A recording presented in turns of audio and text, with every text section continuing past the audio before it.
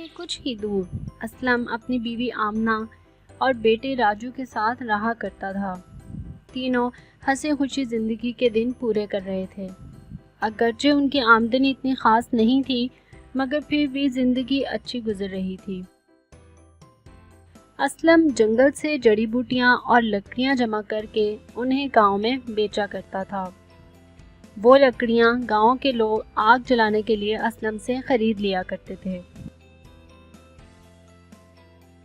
آگ جلانے کے لیے لکڑیاں لے لو۔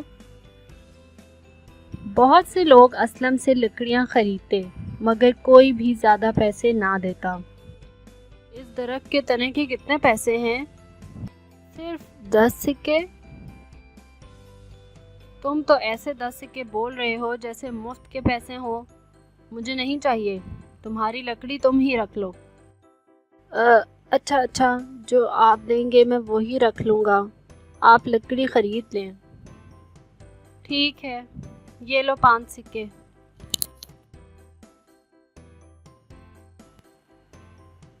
اسلم نے وہ 5 سکے لیے اور گاؤں میں ہی ایک دکان پر گیا اور گھر کے سامان کے لیے سوچنے لگا۔ چاچا، یہ آٹا کس دام ہے؟ 3 سکے کا 1 کلو۔ ٹھیک ہے، آدھا کلو دال اور 1 کلو آٹا دے دو۔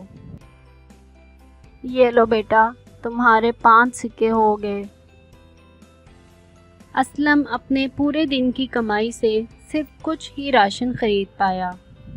اس کا روزانہ کا یہی معمول تھا۔ وہ راشن لے کر گھر کو نکل پڑا اور اپنی بیوی کو دیا۔ آمنہ نے فوراً سی روٹیاں اور دال بنائی اور تینوں نے کھائی۔ یہی ان کی معمول کی زندگی تھی۔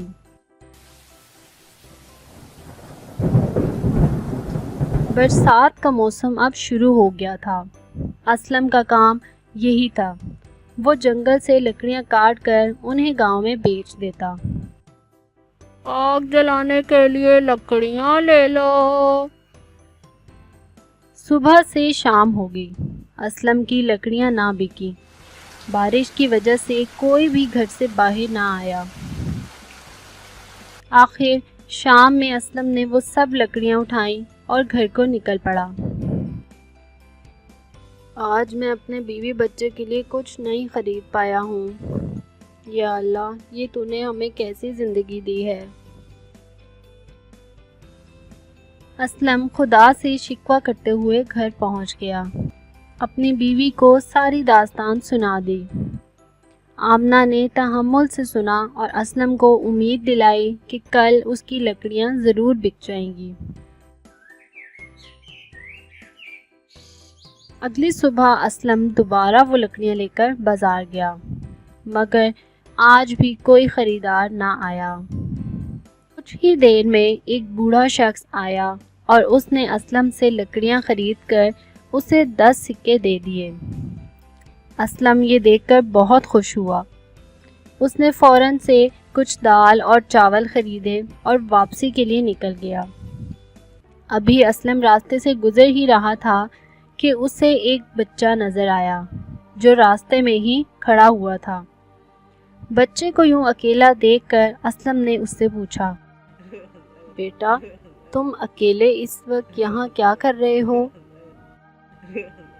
انکل، میں 3 دن سے بھوکا ہوں، مجھے بہت بھوک لگی ہے، میری مدد کریں۔ تمہارا گھر کہاں ہے؟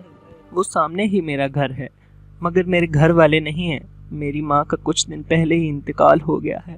چلو میرے ساتھ، مجھے اپنے گھر لے چلو۔ بچہ اسلم کو اپنے گھر لے آیا جہاں اسلم نے اپنے بیوی بچے کے لیے خریدے گئے دال چاول کو بنایا اور بچے کو کھلائے۔ بچہ بہت خوش تھا۔ اس نے اسلم کو بتانا شروع کیا، انکل، میرے ماں باپ نہیں ہیں اور مرنے سے پہلے میری ماں نے مجھے کہا تھا کہ میں کسی ایماندار شخص کو اپنے گھر کی پوری ذمہ داری سونپ دوں جو میرا بھی خیال رکھے۔ آپ میرے پاس ہی رہ لیں اور اپنے گھر والوں کو بھی یہیں بلا لیں، میں آپ لوگوں کا بہت شکر گزار رہوں گا۔ اسلم نے اس بچے کی بات پر غور کیا اور پھر رضامند ہو گیا۔ اگلی صبح وہ آمنہ اور راجو کو لے کر اس بچے کے گھر میں آ گیا اور یہ دیکھ کر حیران رہ گیا کہ اس گھر میں بہت کچھ تھا، ہر طرح کا کھانا اور ضرورت کی ہر چیز۔ بچہ راجو کو اپنے ساتھ پا کر بہت خوش تھا اور دونوں اچھے دوست بن گئے تھے۔ اس کے بعد اسلم اور اس کی بیوی بچے اسی بنگلے میں رہنے لگے جہاں کسی بھی چیز کی کوئی کمی نہ تھی۔